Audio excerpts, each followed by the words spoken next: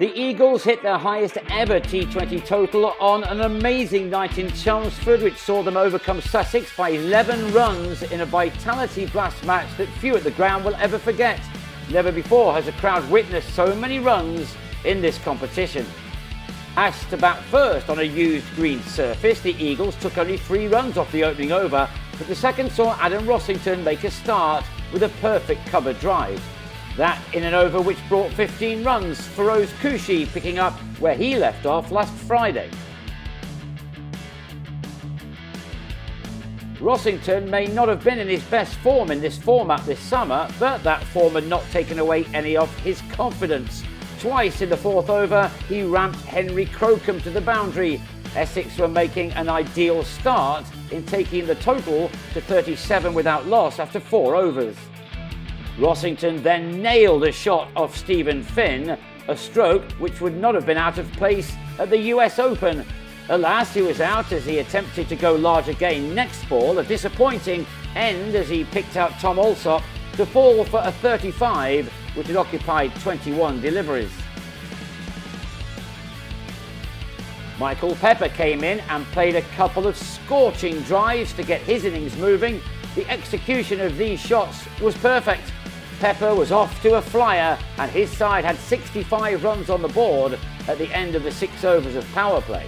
The Sharks were able to call upon Rashid, the most respected spinner in the world. Only nobody told Pepper that. As he swept the Afghani for 6, the leg is first over, going for 17 runs, and Pepper was on fire. It took the skills of Ravi Bopara to end the onslaught. Pepper on his way for 36, made off 18 deliveries. The Eagles getting to 105 for 2 at the halfway point of their innings. Koushi had largely been a spectator, and when he tried to push on, he was foxed by a Timal Mills slower ball, and he parted for 34. The total now at 120 for 3 from 12. Then boundaries were suddenly at a premium until Matt Critchley decided that it was time once again to pick up the pace. Paul Walter followed suit as this ball flew out of the ground. Rashid Khan unusually expensive, his 4 overs costing 42 runs. But he did remove Walter with one that hurried through a tad, the batsman gone for a dozen. Critchley though continued to impress, a pulled shot bringing him his 3rd maximum, another batsman into the 30s. And with Dan Sams showing nimble feet and lots of invention and skill, the runs just kept on coming. Indeed, the 17th over brought the Eagles 27 runs, Sams smashing 3 sixes in it, Mills now the bowler to suffer. In spite of the very large total, no batsman had got into the 40s. Critchley going for 34, those runs being made off 20 balls. Sams, however, bucked the trend and did get to 40 off only 14 balls, another solid contact going the distance. His half-century being completed off only 17 balls.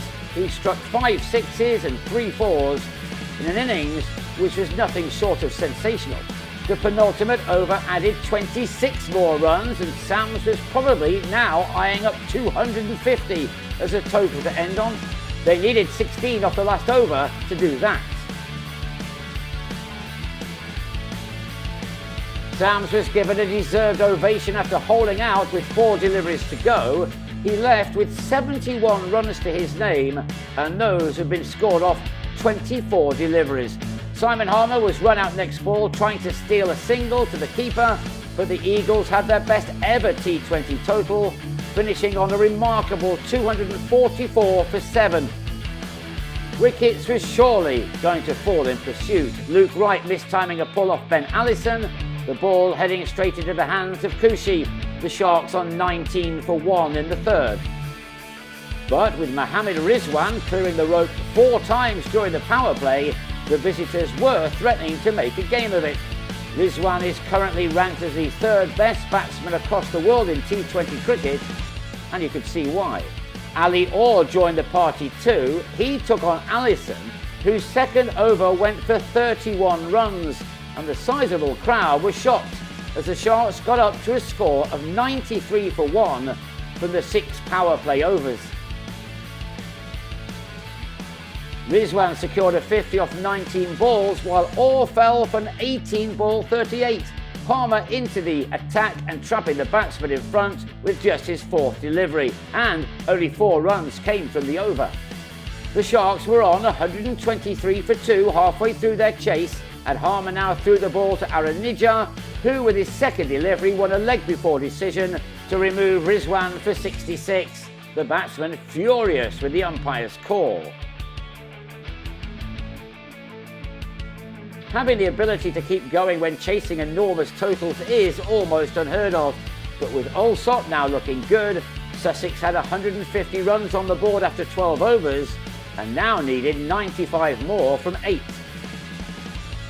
That became 69 for the final 5 overs, and with Papara, one of the legendary finishers in white ball cricket over the years, as Essex know oh so well, this incredible contest was not over just yet. 4 to go, 58 runs to defend, and this was a crucial moment. Allsop trying to go big to complete a 50, but Pepper kept his cool and judged the catch brilliantly. Rashid Khan fell in a similar fashion. Next ball, Walter with the take this time as the nerves just began to settle. Critchley showed his worth again, 7 runs taken from the over to put the Eagles in control at last. 51 wanted from 18 balls now for the visitors. That became 38 from 12, but as long as Papara remained, this match was not finished. Successive 6s off Sam Cook would have had the home team worried, even though the Sharks required 22 runs from the last over. Papara, now on 43, was on strike, and the earlier batting hero Sams had the ball in hand. Papara hit a 4 off the 1st delivery and then edged the 2nd to the boundary as well. The Sussex skipper had his half-century off 25 deliveries.